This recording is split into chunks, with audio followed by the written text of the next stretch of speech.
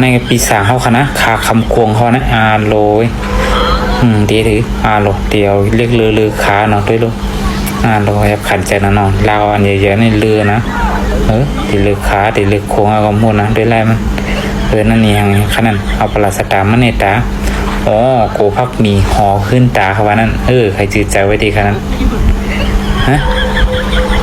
กับปือทงเขากยุกยักว่าโลห้ามอยู่ไกลๆปือนั่นน่ะที่รู้เห็นไหม